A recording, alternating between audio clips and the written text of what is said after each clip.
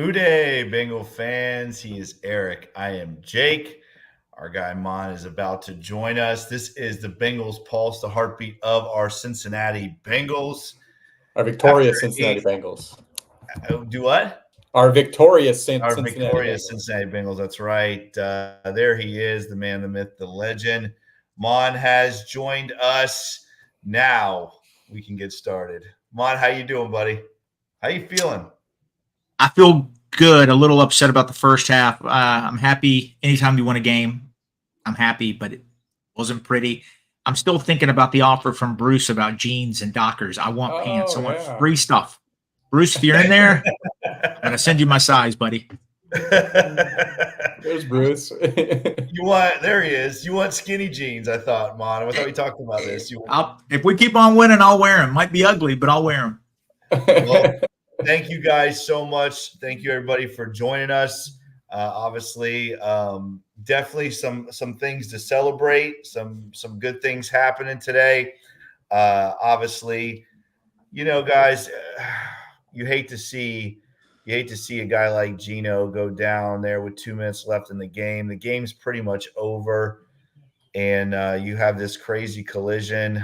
Hopefully it's not as bad as it looks, but he was taken off on an air cast, and there was definitely a feeling of he was starting to get into a groove. He had a nice interception today, and now we're not really sure what's going on with Gino, but thoughts and prayers to him. Hopefully it's not as bad as it looked. I'm sure we'll get some more info on that here in the next couple of days.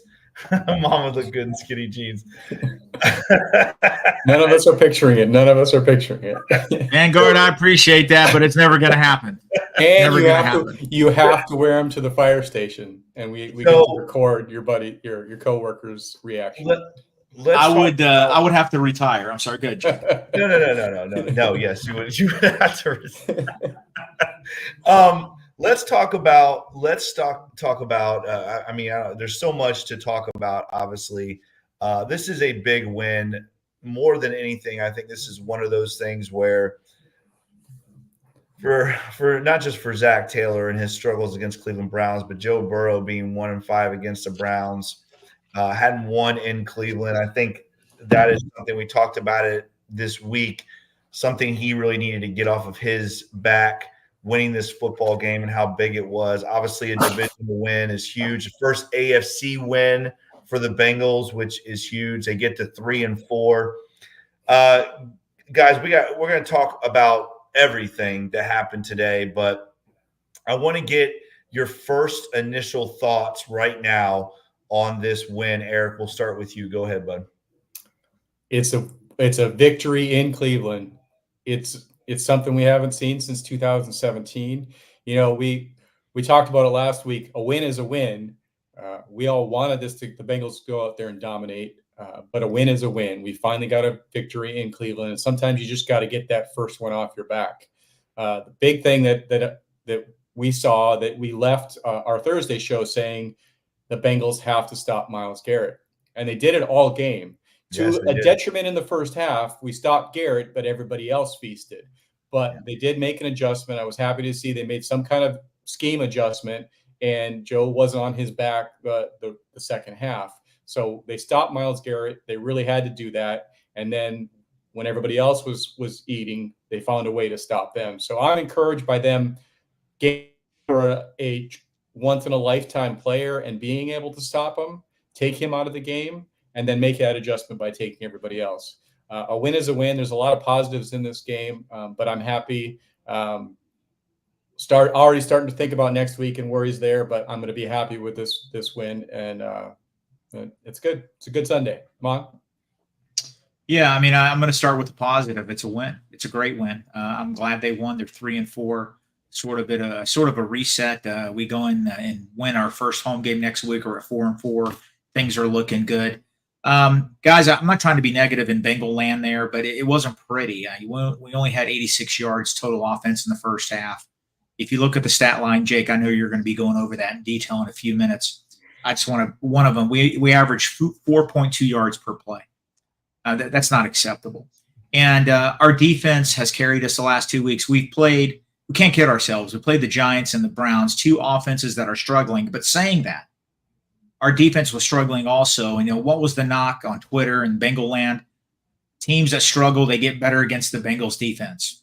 They come in and they post these great numbers. Well, it didn't happen these last 2 weeks. The Bengal defense took care of business and they shut down teams they're supposed to shut down. I'm encouraged by that. But guys, we got to be real. This offense can't play the way they played the last 2 weeks and think that we're going to be successful against the Eagles and other teams. They have got to get better. And I just want to harp on one thing. When we had a 15-point lead, we had a 15-point lead late in the game. That's when you're supposed to be able to run the ball, ice them, chew up time. Guys, we're just not a consistent running team. I know we have a running back that every time he touches the ball can run 80 yards. He's electric. But, guys, we have too many running plays that are 1 and 2 yards. I don't know how we decipher our running game is better. We do have a player that is better, but our run game isn't better.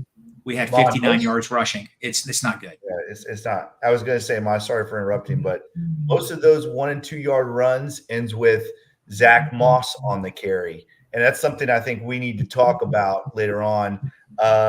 Olivia Abelhas. I know. I always post your comments, and I can't post that one. Yeah, we cannot post that, Olivia, but I love it. But Olivia Abelhas. That's my daughter. That's my daughter. Look what the Northeast is doing to her. She's gone.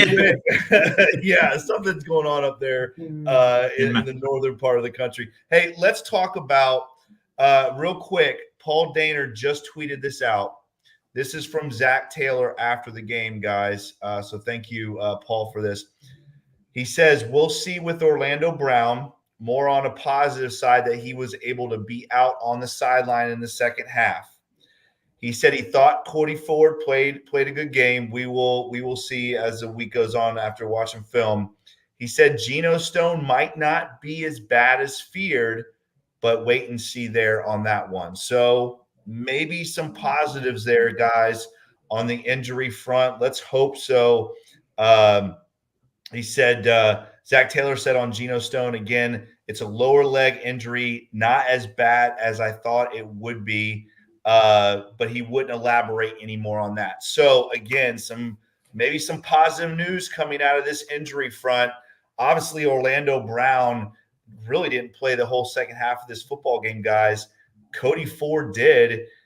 And again, I'm not sure how well he played. Zach Taylor seems to think he played well. But I want to go back, Eric, to what you said. We'll get to all the offensive stuff, but let's talk about this Bengals defense, guys. This Bengals defense, once again, comes out today. 2 weeks in a row now, really holds a team to single digits.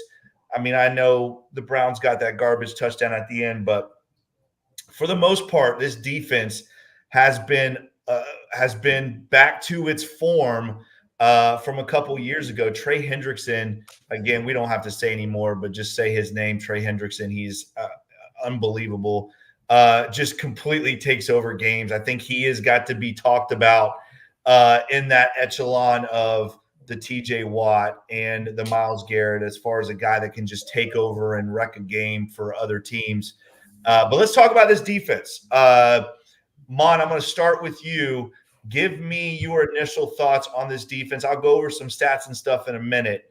But this defense, Mon, again, I know they shut down. They shut down the guy that we had to shut down, right? Nick Chubb. They shut him down. Defense played well today. They did. They were on the field a lot, 35 minutes of the game. Cleveland had 77 total plays, and they were on the field a lot. 4 sacks by the Bengals. I love that. 4 sacks. The Browns are known to have a great offensive line. They are struggling this year. Their offensive line is nothing like it has been the last few years, but they still have all pros that are playing on that team.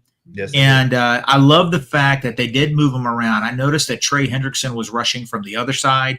He rushed up the middle. That's a good thing because that's what the Browns do with Myles Garrett. I love the play. I thought their Bengals were physical when the Browns did catch the ball. Yes, they did miss some tackles, but when they hit them hard. I think this is one of the most physical tackling games I've seen from the Bengals defense all year. Gino Stone had his first interception as a Bengal. That was great to see. You know, we've been critical at times, but he looked a lot better. Hopefully, what you said. Yes, he did. And what you said about Gino Stone potentially not being as bad, I hope that is the case.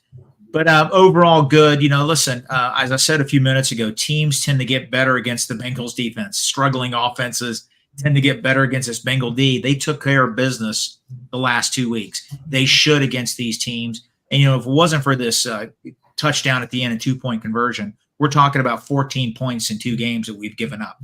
Yeah. And I don't care who you're playing. This is the NFL. Teams have good players. And if you hold 2 teams on the road to 7 points, that's pretty good. That's good. I don't care how bad their offense is, supposedly. They have NFL players on that team, and we held them to 7 points. Well, 14, I know, but it was a mop-up crazy touchdown at the end. Defense has played well. We need to keep it up. Get these young guys in there to get some snaps and get some experience also.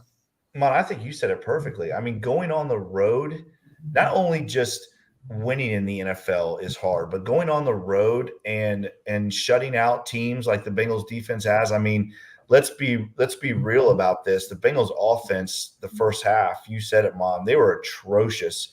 They really weren't good the entire game, to be honest with you. I think the one positive is obviously no turnovers by the Bengals offense. And something, Mon, you talked about on Thursday is that's kind of been the Achilles heel with this long losing streak to the Browns is the Bengals. Well, 2 things. One, the Bengals turning the ball over in inopportune times. And the other thing is the Bengals starting off fast has always kind of been, knocked down by a bad play here and there. But my guy, Chuck Sizzle, the guy who I have loved so much, starts it off, guys, with a 100-yard kickoff return. I don't know how many kickoff returns has been in the NFL this year. I'm assuming not. I know there's been one other one by I think the Cardinals, but I don't think there's been another one. I think Chuck Sizzle might be the second one. I don't know. We'll have to look at it. If anybody knows that, let us know. But talk about, Eric, what that play did to ignite this Bengals team, because that was the only points we had in the first half of this football game. Yeah, well, and let's just shout out the Bengals staff for watching the Pulse, because most of this year, I think that's maybe the second or third time he's been out there on kick return. And normally we have Chase Brown and Travion Williams out there, and we line up with Drew Sample and Chuck Sizzle. And what happens? Drew Sample gets it wasn't a pancake block, but it's a ceiling block, and Chuck Sizzle takes it to the house. We said all along the Bengals need to come out. They need to strike fast. They need to let the defense play with their ears back. And we thought it was Joe Burrow that was going to do it. And instead it was Charlie Jones. And that you cannot quantify what putting 7 points on the board within the first 20 seconds does for a team. I mean, everybody's going to come out and play loose. I wish that Zach Taylor and Dan Pitcher would have loosened up a little bit and called some plays differently because of it, but it really set this defense up to play aggressively. And I think that's the key. You score fast, and you can't score any faster than that. I think that's a good point, Mon. I'm going to throw out these numbers, Mon, because, in our text chat, I felt like today, I felt good today because I wasn't the only one losing my mind. Mon was not very happy with the offense the first half, and every right to be, Mon. Let me give you these offensive numbers. And again, if I were to tell you, if I were to give you these numbers, you would say there is no way in hell the Bengals win this football game. Listen to these numbers, Mon, and then I want to get your thoughts on it. Bengals offense today, 12 first downs. They were 2 of 13 on third down, Mon. 2 of 13 on third down, 0 for 1 on fourth down. They ran only 53 plays this whole game, guys. 53. Cleveland had 77. The Bengals had 223 yards of total offense. 223 total yards. And they had the same amount of drives as the Cleveland Browns did at 14. The Browns had 336 yards of total offense. Mon, you said it. The Bengals averaged 4.2 yards a play. The Browns only averaged 4.4. So, again, shout out to the defense.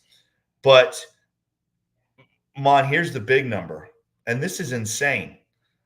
The time of possession today, the Bengals, 25 minutes. The Browns, almost 35 minutes.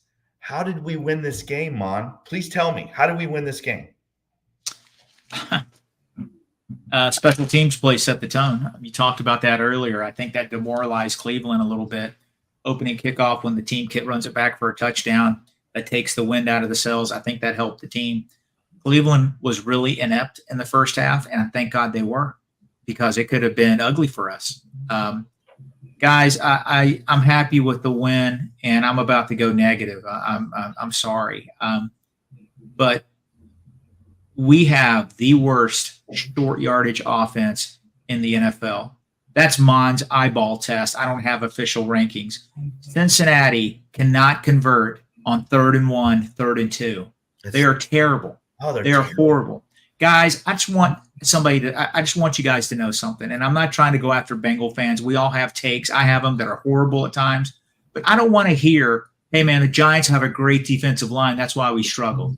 Hey, the Browns got a great defensive line. That's why we struggled. Guess what? NFL teams have great defensive linemen. We're supposed to have great players too. That's the NFL. We have got to be better. We can't be 2 for 13 on 3rd down. We can't. We hand the ball off on 3rd and 1 in shotgun. Our running back has to run 5 extra yards to get a yard, and he gets stuffed. Our short yardage offense is absolutely horrible. We have to be better in that. And I just want to harp on something else. I said it again, and I'm going to be a broken record. When you're up 15 points trying to end this game, you're not going to throw it. You have to be able to run the ball. The Cincinnati Bengals will not turn into the Baltimore Ravens. I get it. I understand. But you have to have packages. You have to be able to do something to run the ball some. Everybody says our running game is so much better. It's better because we have a running back that could run the ball 90 yards in a second. I get it. But is it really better? He might do that 3 times this year. That's great. That's great. But even last year with Joe Mixon, and it's not a Joe Mixon, I want him on the team. He struggled in short yardage. The Bengals' interior offensive line isn't made to run block. And I'm sorry, we need a better mix. We need a little we just have to be able to be better at that, because there's going to be opportunities in a game where we're going to need it and we're not getting it. And I want to jump on there, because I think that we can, but it just doesn't make sense, some of the stuff they do. Where was the 12 personnel today? We didn't see a whole lot of it. We saw some very heavy packages out there. What'd they do? Toss sweep. You got your heavy package out there and you run a toss sweep with wide receivers supposed to be the key blocks. It makes no sense, the scheme. Go 12 personnel, go under center, run it up the gut, let your big fat guys push them around. But we want to be this team that makes it look like we're going to do that, but then get cute and run as fast as we can around the side. Just get up there and punch them in the mouth, and that'll slow them down. Did you guys hear, I'm sorry, Jake, real quick and Eric, did you guys hear the announcers? They mentioned it in the first half. The Cincinnati Bengals are in the bottom 5, bottom 6 in rushing yards in the NFL, and they've been there for the last 7 years. Yeah. I think that's the way he worded it. Yep. Listen, we have an elite quarterback. We have some of the best wide receiver skill players. Man, that's not enough, guys. We can't have everything on their shoulders. So we have to be more efficient running the ball. Those numbers aren't acceptable. One last thought on that. I'm okay with that. If you're not a running team, whatever, you got to go to a Tom Brady type scheme where you're doing these short passes so you can get 4 to 6 yards a pop.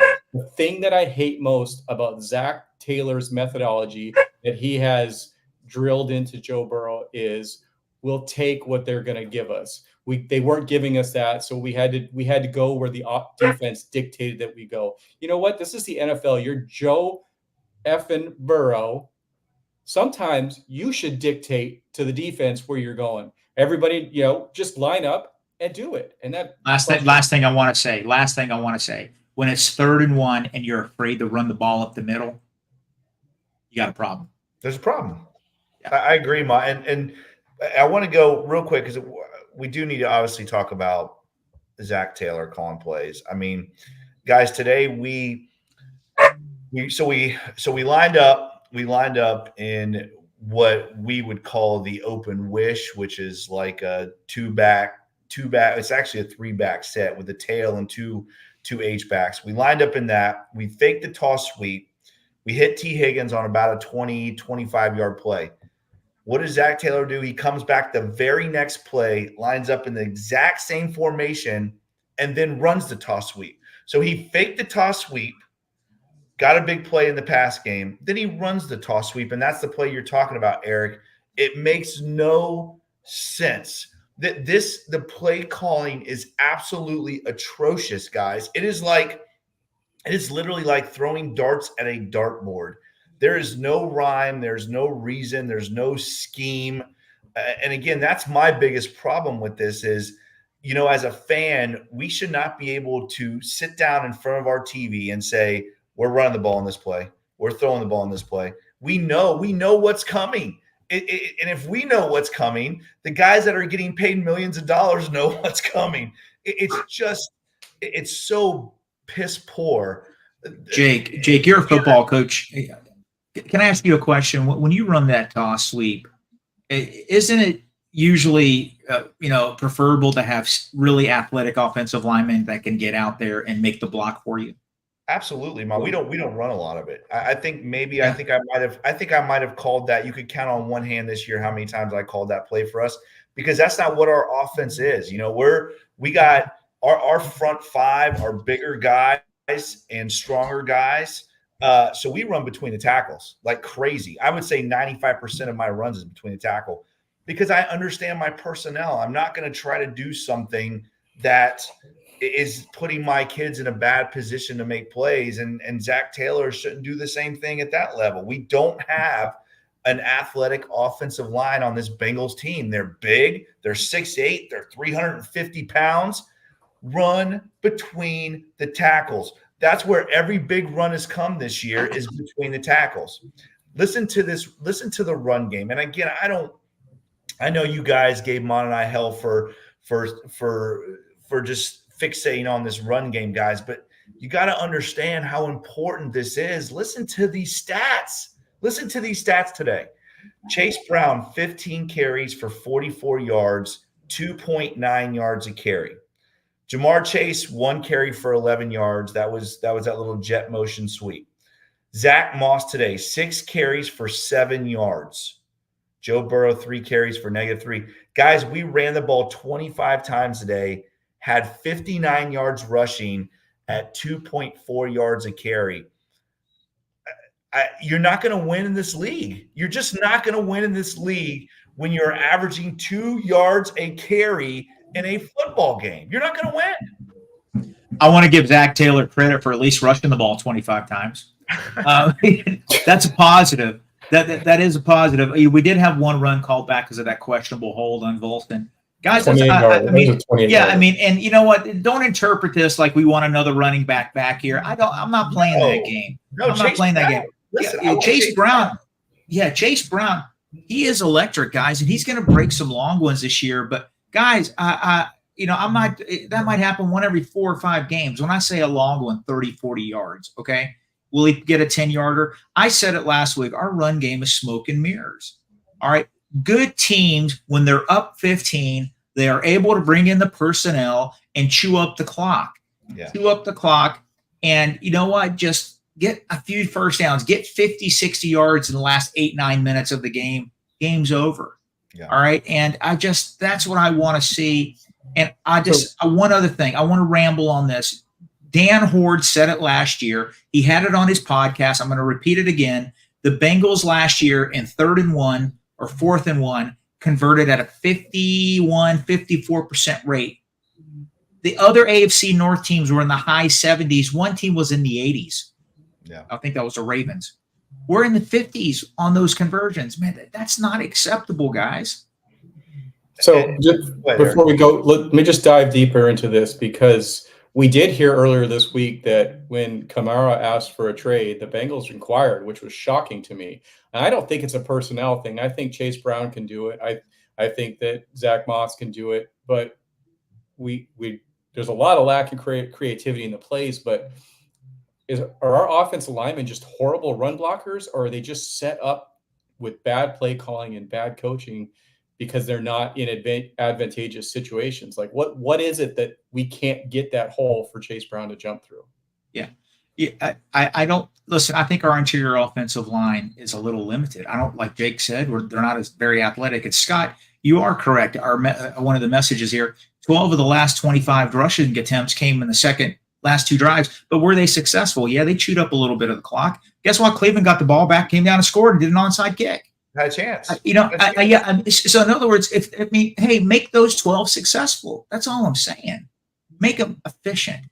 Make them successful. I mean, I would love to have 3 to 4 yards of carry during those attempts.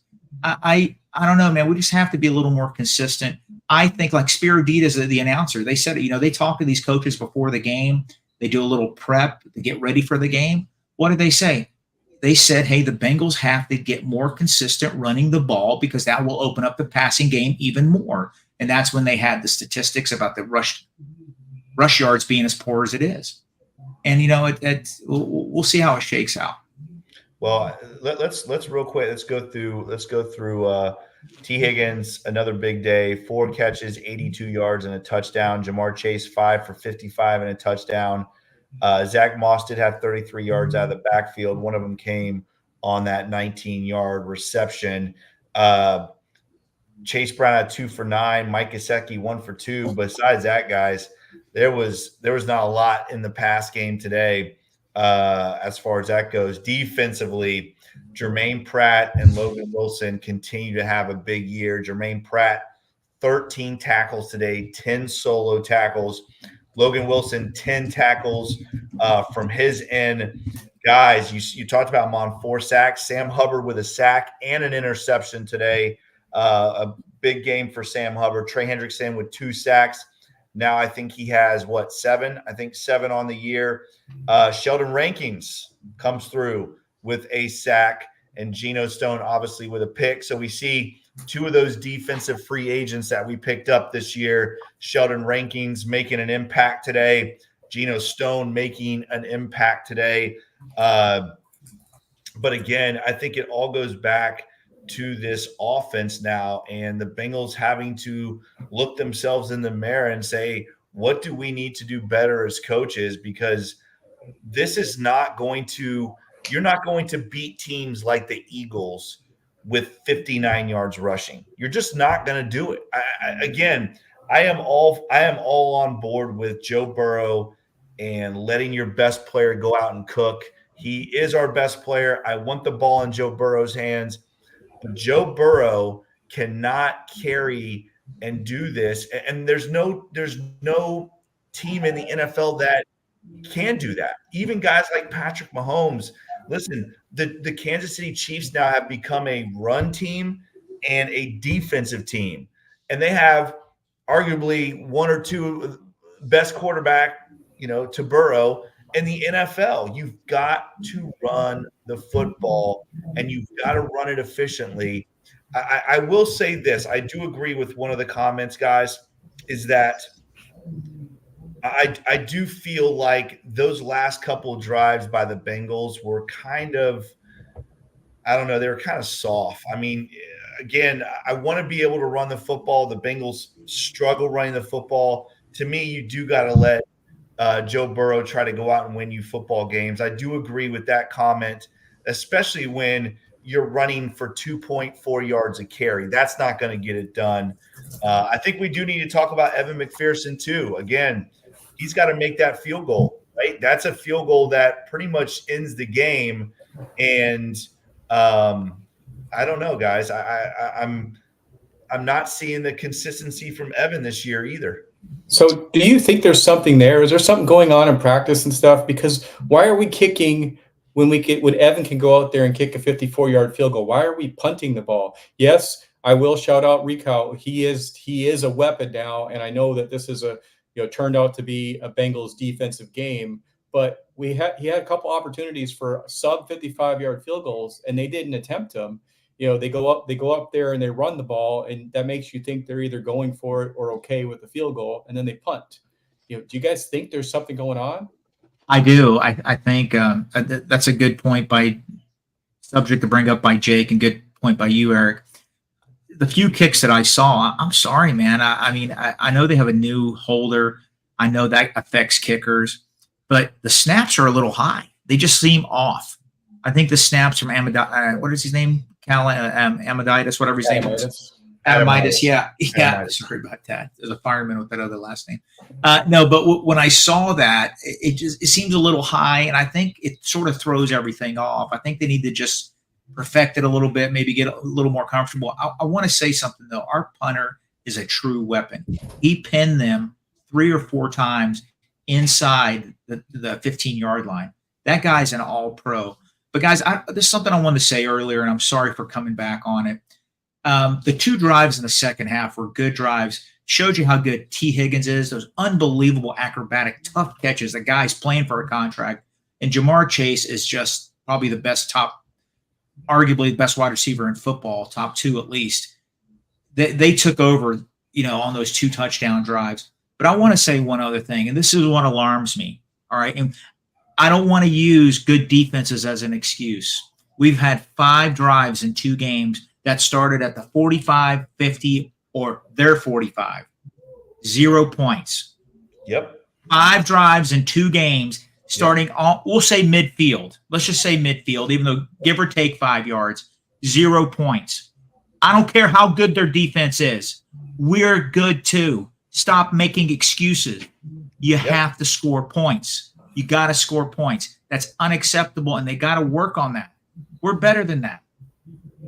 I agree.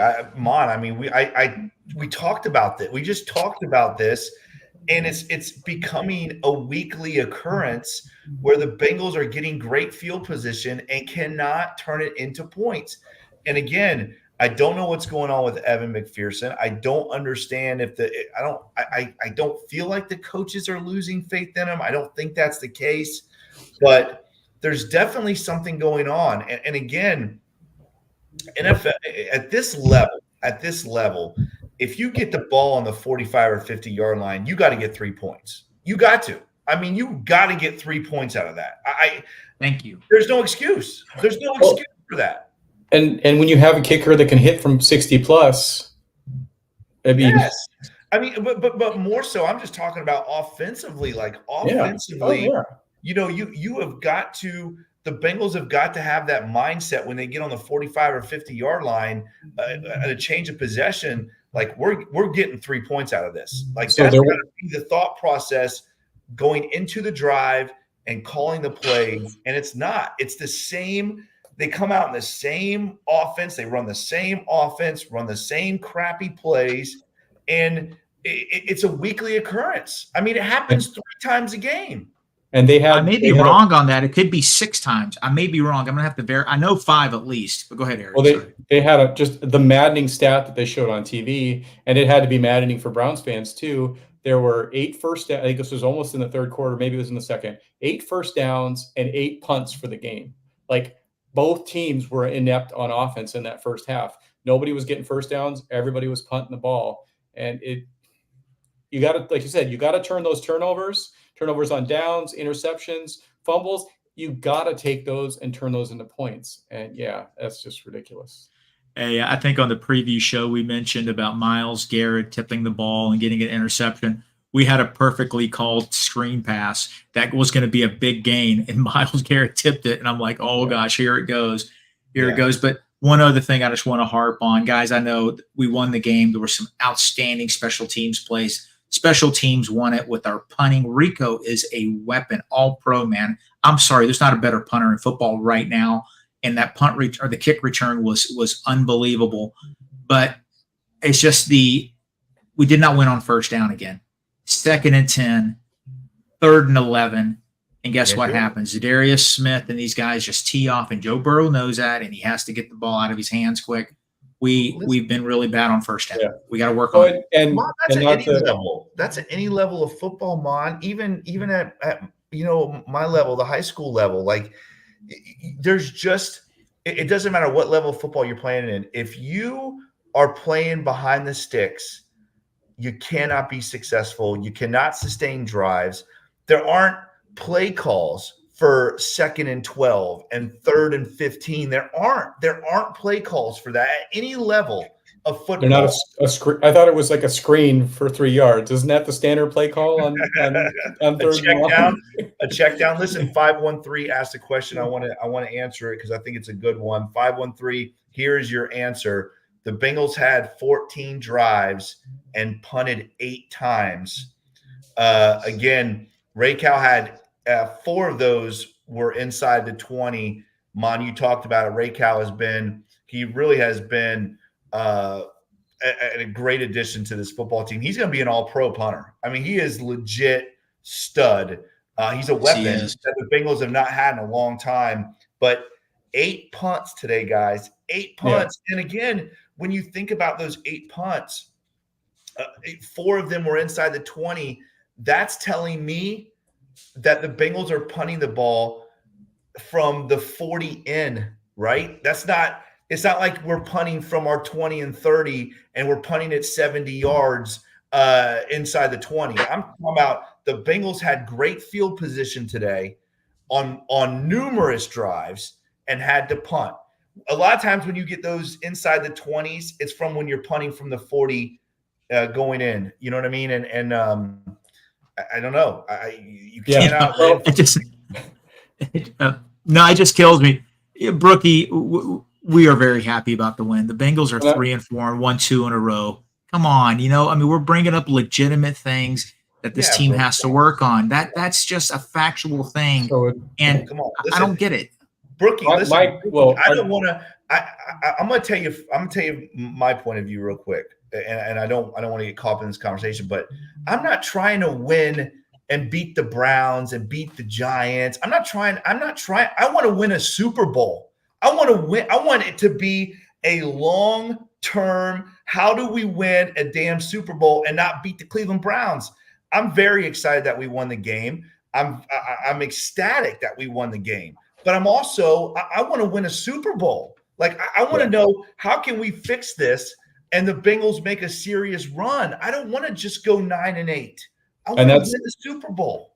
And that's my thoughts on that too. Yeah, we are all so excited. It is fun, Brookie. It is fun, Brookie. I love you, Brookie. And it is fun. Football is fun. I love it. The Bengals got the victory, and come tomorrow and come Tuesday, that's all that matters. We, as obviously we live and breathe Bengals, sometimes to the detriment of other parts of our lives, but it is what it is. That's what we love. It's our passion. It's our hobby.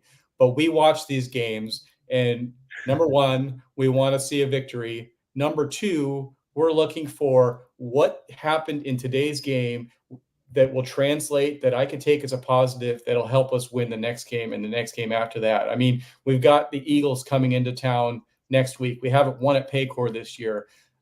There isn't a ton that we saw today that would get us super excited, that think that we're going to go out and compete with Saquon Barkley and Jalen Hurts and Brown, and that offense is just scary. I am happy that our defense has played lights out these last 2 weeks, but I'm scared that we can't put a complete game together, because our defense is not going to, if they play this good next week, they're probably still going to give up 21 points because the Eagles have a great offense. So we need a complete game, and that's why it's frustrating to see the offense come out 2 games in a row and lay an egg almost with play calling and execution, because next week, my opinion, we're going to need to put up 30 points again to be competitive, because no matter how good your defense is, you're going to be giving up points to that team.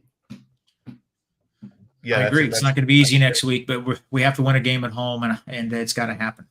And the Eagles look good today, guys. I mean, the Eagles look good against a Giants team, a good Giants defense.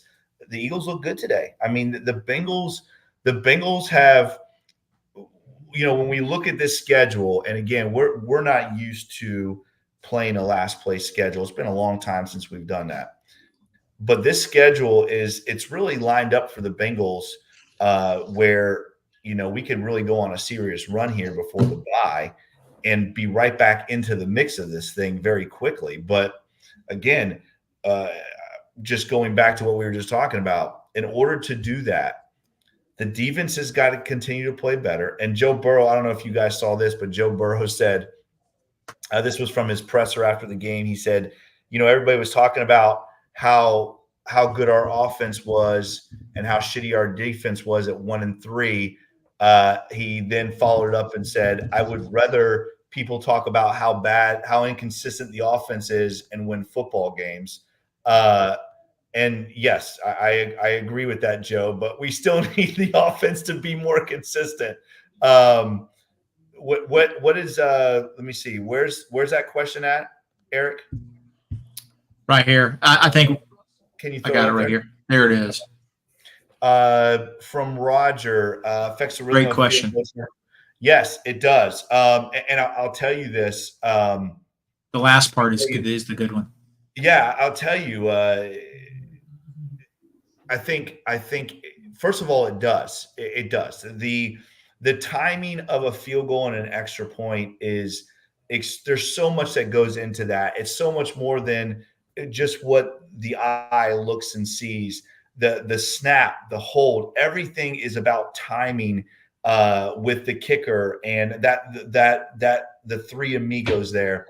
And yes, it does affect it. And I think that is something maybe that the Bengals are concerned about. We saw it cost us the Baltimore game. The time in between the three amigos, it cost us the Baltimore game. And I think the Bengals are very nervous about it. And Roger asked, is the punter a better weapon than Mack at this time? Yes, I think so. I think that's a great point, Roger. I really do, because that might be what the Bengals' thinking is right now and why they're not attempting more field goals, Eric. I don't know. It sucks if that's the case, because we just paid Money Mack a bunch of money to be a dude and be that guy that can hit those 50-yarders. I think our punter is a legitimate weapon. Let's face it, Bengal fans, we don't think about punting that much. We just want him to have a decent average, get us out of a hole if needed. Just hold on to the ball. Don't bobble it. Don't get it blocked. What Ray Cal is doing is a difference. I mean, if the Bengals are stalled out at their own 10 and they punt the ball, there's been a couple times this year he's punted the ball from his 10-yard line down to the other team's 20.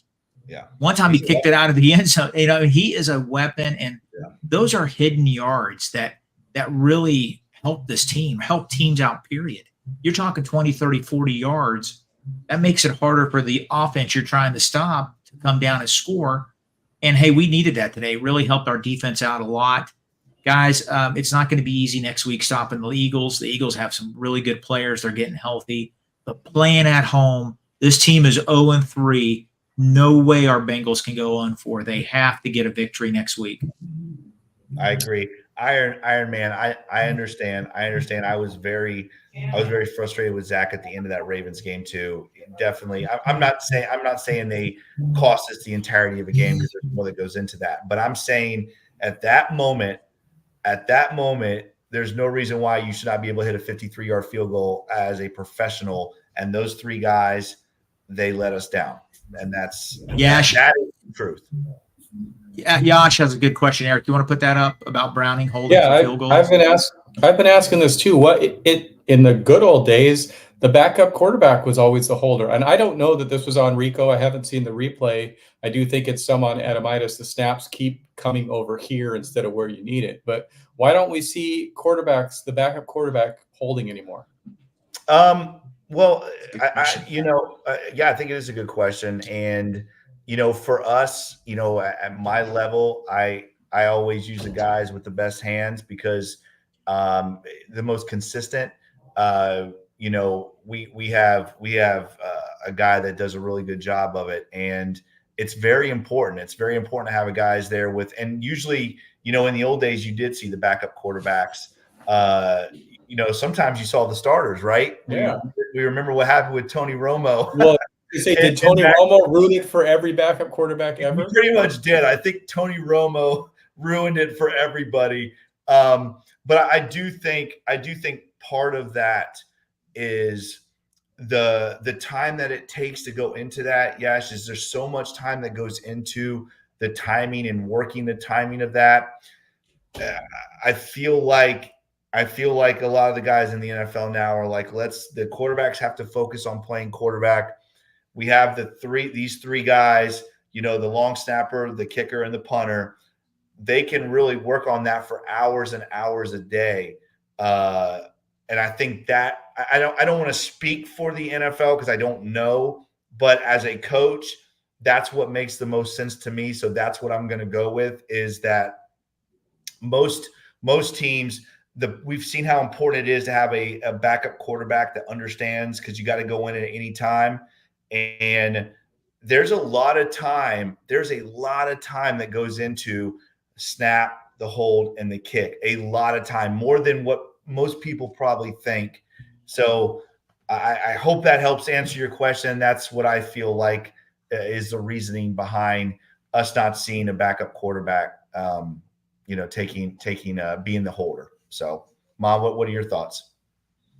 Yeah, I you know what, I think we were spoiled with our unit there when the punter we had for 12, 15 years was there. I think our kicker was used to him. I think it's a combination of things. Listen, when we're talking about the game against the Ravens, Rico, even if it's a high snap, he's got to get the ball down. He's just got to. But the ball wasn't pristine. Let's put it that way. He's got to get that down. And you know what? Things are off with our kicking game, and I totally have faith in them. And I think they're going to right that ship. They're going to have to. Somebody mentioned it earlier. When we talked about the 5 drives the last 2 weeks at the 50-yard line, at a minimum, that should be 5 field goals. All right. And hopefully we get that worked out, and we don't have to worry about our kicking game anymore, at least our place kicking. Maybe we need to give Clark Harris a call. I mean, yeah. Hey, listen, can't really get out of shape for long snapping. Hey, Jake, why don't you repeat what Paul Dehner said, because a lot of people are asking about Gino Stone's injury and Orlando Brown, but repeat what you heard from Paul Dehner. Okay, so again, first of all, this is coming from Zach Taylor. Zach said that with as far as Orlando Brown goes, it was a very good sign that he was able to stay on the sideline. He was walking around, he was moving around on the sideline. So, obviously we'll know more tomorrow when Zach has his presser. But Zach said, as far as Orlando Brown goes, it looks like Gino Stone. That he is that. Yeah, I'm gonna do Gino in a minute, but it looks like Orlando Brown is good, because I think T. Brookie asked about Orlando Brown too. So Orlando Brown, Zach says, doesn't seem to be that bad. He was able to stay on the sideline, which is a good sign, and he was able to move around and walk around. So we'll see the update there. As far as Gino goes, it's now coming out. I guess Kelsey Conway just reported this too, that they think it might be his shin, and that it's not as bad as what was normally thought. Zach Taylor did not go into detail about the shin, but Zach Taylor even said that it was the air cast was precautionary, and that it doesn't look as bad as he originally thought it did.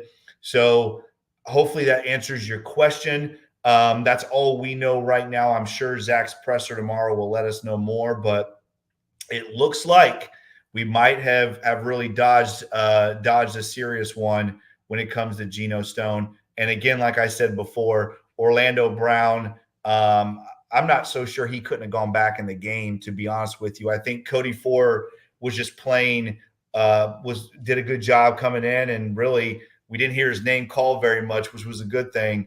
And I think maybe Zach Taylor was like, hey, if it's precautionary with Orlando Brown and Cody's playing well, let's hold him out. Again, I don't know if that's the case, but that looks like what the reports are. And I want to say this really quick, guys. I want to give a shout out to my sister-in-law, Allison Nolan, who just in the comments said, "Who Day?" she watched the game with me today. So yes, Allison. Oh, I'm sorry, Allison. I'm so sorry, Allison. Yes, she got to see a little bit of the craziness, but yes, Allison. I'm sure there's a church service somewhere doing a 7:30 church service for you tonight. I had to mute our group text, so I couldn't imagine being in the same room. Well, we actually, because we're doing a staycation, so I was actually at a restaurant and sitting in front of the TV. I had to be a little bit calm, but there were definitely some moments. I feel like the wallpaper behind you was all solid one color now, and that's what it looks like after Jake got upset. So no, I'm back at the room now. That was I had to be on my best behavior. My wife, she makes me be on my best behavior if I'm watching the game in public. Good job, Angela. Hey guys, let's do this real quick. You want to? I mean, I know we've give us 2 positives. Start off with positives, okay, and 2 negatives from the game, and then we'll go from there. All right, Eric, go ahead. You go first. It's hard. It's hard to see a lot of positives when you come here to watch Joe Burrow play, and it starts like that. But to me, it was positive that the passing game kind of got it together in the second half. Not the way we wanted it to. Very, very positive day. That would be number one, that they could make adjustments and put a semblance of a passing game out there. Definitely not what we wanted, but it is what it is. Number 2, defense and our punting game was lights out. That's what we need to win in this league, and we're going to need more performances like that. They not all going to be like this, but they stepped up. They're showing that they're a little bit more healthy. Sheldon Rankin's got a sack. So those are 2 positives. 2 negatives, we talk about all along. The run game scheme is just needs to be better. We need to see some more creative plays, some better blocking, some draws, something out there. And situational play calling, just never been Zach's key point. And at this point, we're how many years in?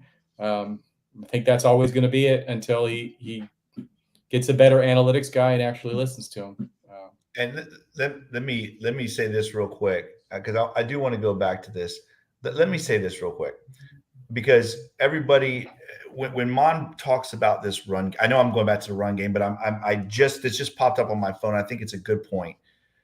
Mon is 100% on the mark when he says Burrow. It can't be Burrow and Chase doing everything.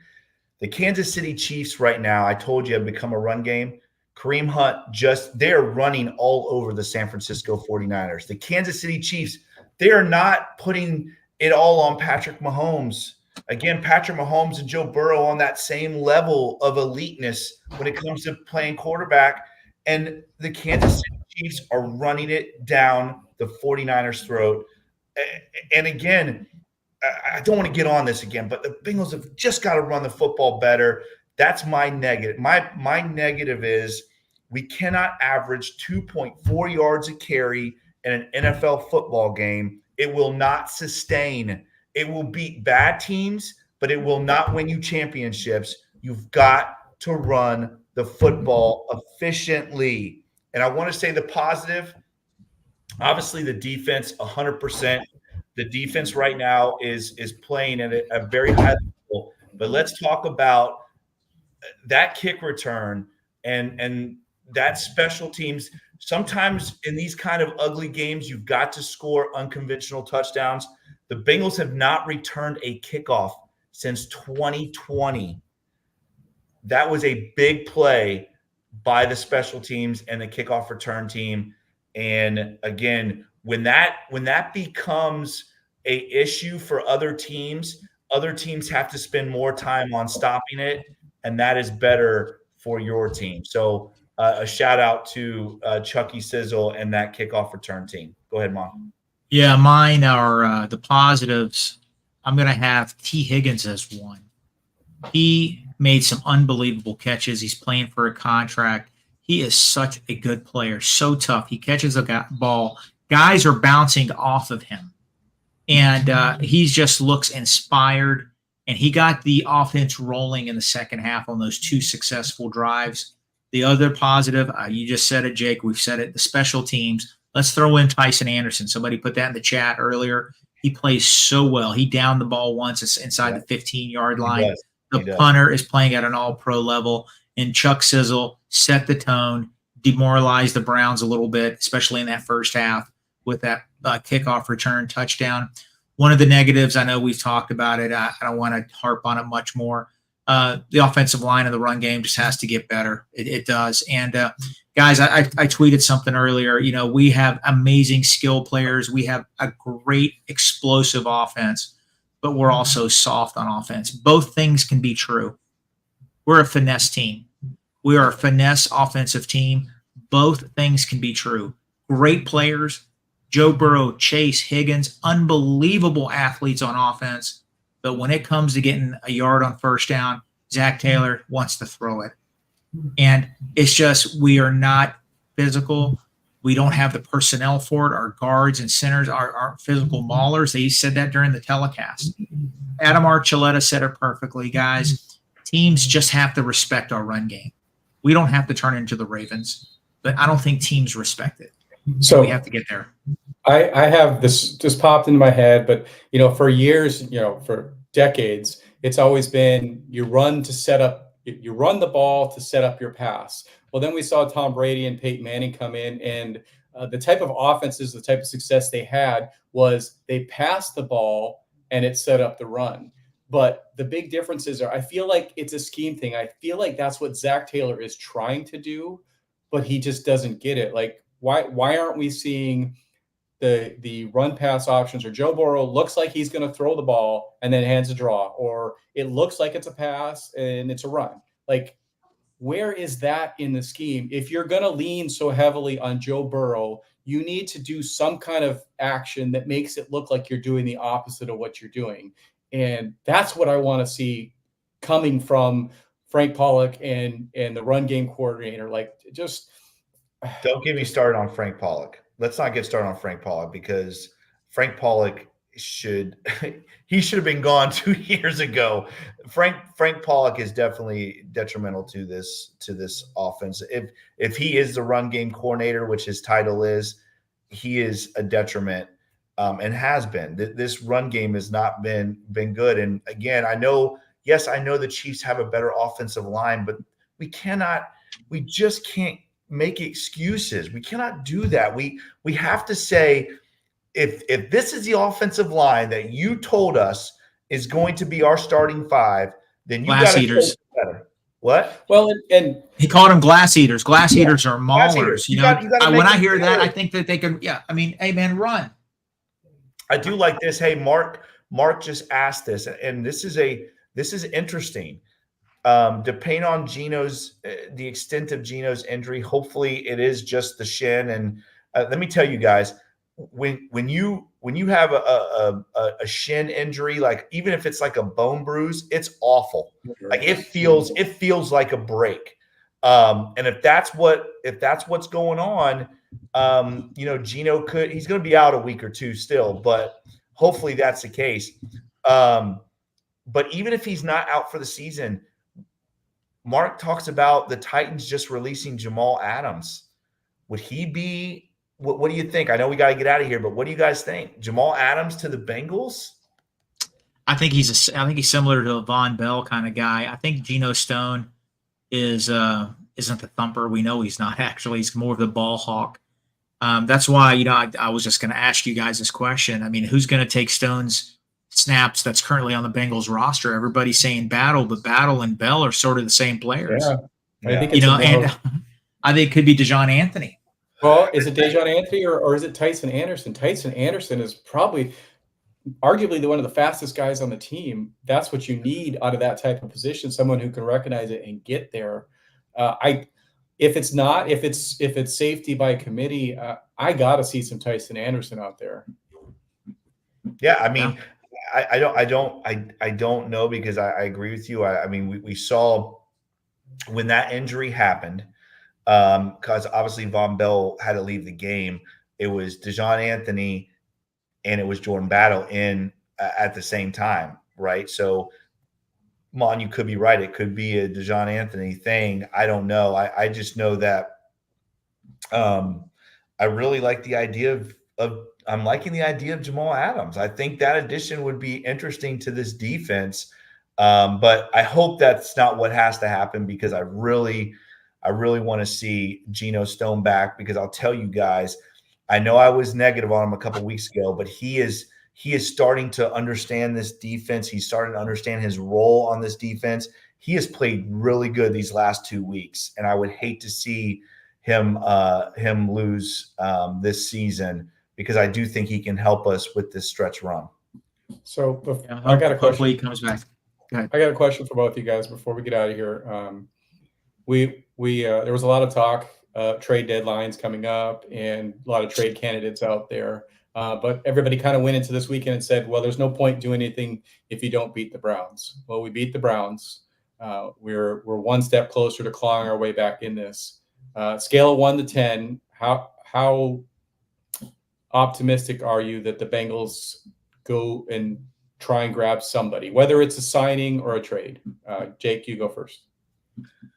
Oh man, this question is so frustrating, right? I mean, Mon, you and I have been Bengals fans for over 40 years, and I can count on one hand how many times the Bengals have done this.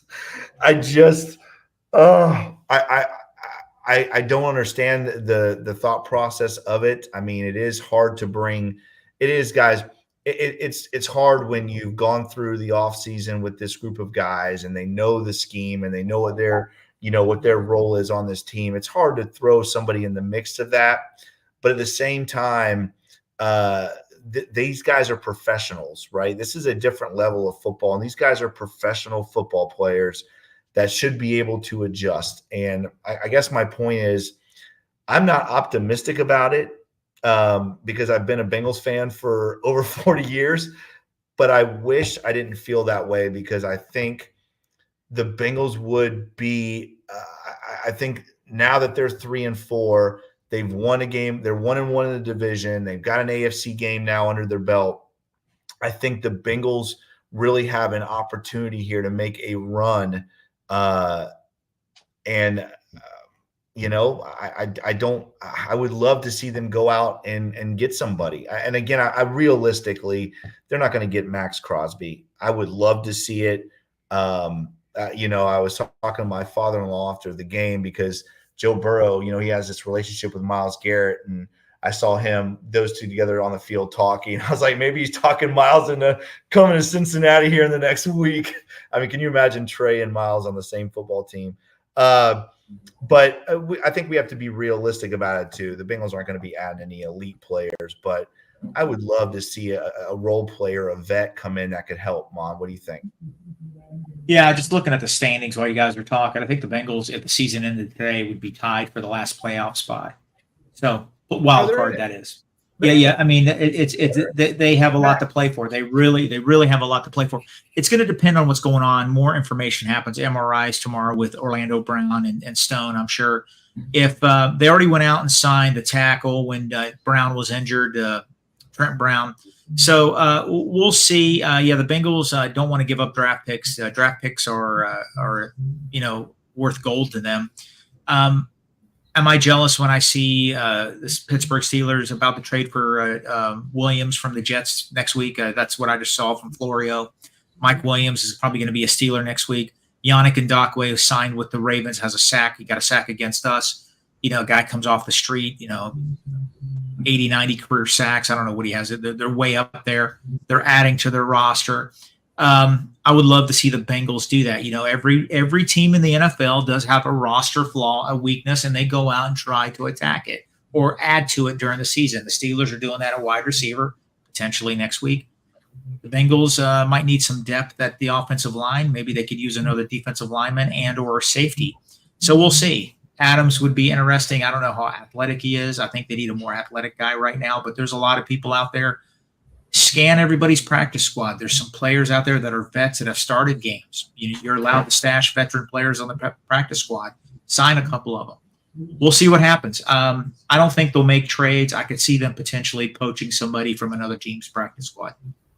Yeah. Yeah. I mean, I think that's probably the more realistic of it. But, I do think that there are guys out there that can help this Bengals roster. And I would, I just don't know the Bengals. You guys know this. I mean, what about an offensive lineman? I mean, there's got to be, you lose Trent Brown for the year. Orlando Brown's obviously banged up now. I mean, the Bengals, Volson and Kappa haven't been great. I mean, uh, I would love to see them go out and get another offensive lineman as well. Before we get out of here, guys, this just came in, and I want to end on a positive here. Paul Daner just reported this. Gino Stone was in the locker room, walking around on his own power, still walking gingerly, obviously, but a good sign for him to not need any help. Brace. That is very good news. Again, might have dodged a serious one there with Gino Stone. Guys, thank you so much for joining us. Again, two in a row. We got to keep stacking these wins, but our Bengals are right in the mix once again. And there's a lot of teams in the NFL, named the Ravens and the Chiefs, that do not want to see this Bengals team get life pumped back into them, because we all know that this team is still a legitimate contender to win the AFC. All right, guys, this is another edition of the Bengals Pulse. As always, guys, if you like this podcast, make sure you like, share, and subscribe to this podcast. Make sure you check us out on all the awesome podcast platforms, Apple, Stitcher, Spotify. As always, give us a 5-star review. We would very much appreciate that. Make sure you check out all the awesome podcasts right here on the Cincinnati Podcast Network. Follow Mon on Twitter at @TheFireMon. Follow me on Twitter at Coach Jake Owens 9. Follow Eric on Twitter at eFlash with 2 H's 88. Follow the Cincinnati Podcast Network on Twitter at Cincinnati Pod. As always, guys, please follow the Bengals Pulse on Twitter at Bengals_Pulse9. On Instagram, the same without the at Bengals_Pulse9. And as always, guys, once again, check out all the awesome podcasts right here on the Cincinnati Podcast Network. He is Eric. He is Mon. I am Jake. This is the Bengals Pulse. Hooday, Bengal fans. We will see you this week. Eagles, Browns, 1 o'clock next Sunday in Paycor. It's going to be awesome. See you there. We'll see you there. Hooday.